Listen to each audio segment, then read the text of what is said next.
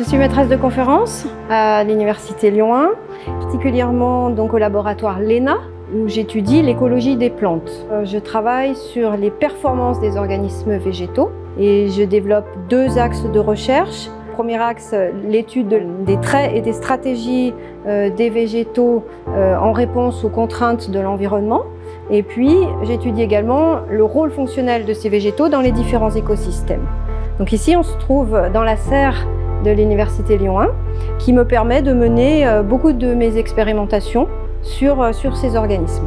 Donc pour aborder mes différentes questions de recherche, je travaille sur la renouille du Japon. Donc c'est une plante qui est chez nous classée comme exotique envahissante, c'est-à-dire qu'elle a des performances. Elle se développe particulièrement le long des corridors, c'est-à-dire les fleuves, les voies ferrées, les routes, et puis aussi dans les villes.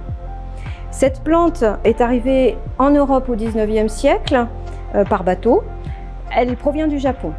Au Japon, cette plante a les mêmes caractéristiques de développement intense qu'en Europe. Simplement, elle n'est pas considérée de la même façon au Japon puisqu'elle accompagne les Japonais, elle les nourrit, elle les soigne. Son nom d'ailleurs c'est Itadori, celle qui soulage la douleur.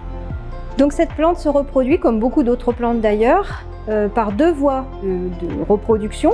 La multiplication végétative qui est en fait une reproduction à l'identique de la plante qui donne naissance à ses descendants. Donc ce sont des bouts de tiges, des bouts de rhizomes ou des bouts de racines qui vont pouvoir redonner un individu identique à la plante mère.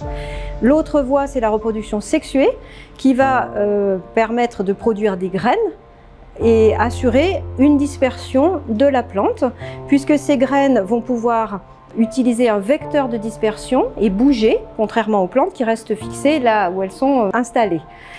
Ces graines vont, chez la renouée, être des akènes. Alors, ce n'est pas tout à fait des graines, ce sont des fruits-graines et qui ont la particularité d'avoir des ailes, des petites ailes qui vont permettre une dispersion par le vent, donc de pouvoir s'envoler, ou une dispersion par le cours d'eau, c'est-à-dire par l'eau. Si ces graines, ces akènes tombent dans l'eau, eh bien, ils vont flotter, et être véhiculés par le cours d'eau sur plusieurs kilomètres.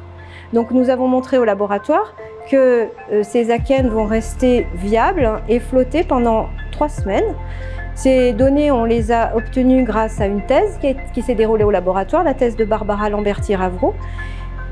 Et cette capacité à survivre dans l'eau va être très avantageuse pour la plante et les akènes vont également germer dans l'eau. Les plantules issues des germinations vont flotter également. Et donc pendant 3 semaines, la plante va parcourir du chemin et au gré d'une crue va pouvoir s'installer sur une berge et redonner une plante entière.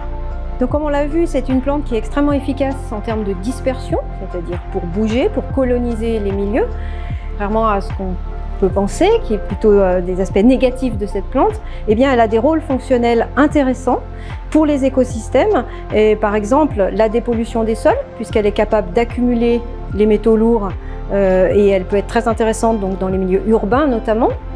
C'est une plante qui va aussi faciliter d'autres organismes comme les abeilles en leur offrant des fleurs, les fourmis en leur offrant un nectar extrafloral intéressant nutritionnellement.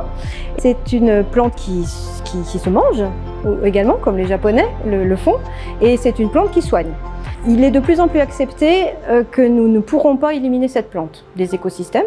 Et donc, il faut accepter la présence d'espèces nouvelles dans les écosystèmes et changer de paradigme. Et ce changement de paradigme qui va considérer en fait les écosystèmes, les néo-écosystèmes en évolution, qui vont contenir à la fois des espèces introduites et des espèces plus anciennes, chacune ayant des rôles fonctionnels intéressants. Ce changement de paradigme, il s'inscrit dans la biologie de la conciliation qui permet de considérer maintenant les écosystèmes comme abritant des espèces nouvelles et qui sont peut-être les espèces de demain.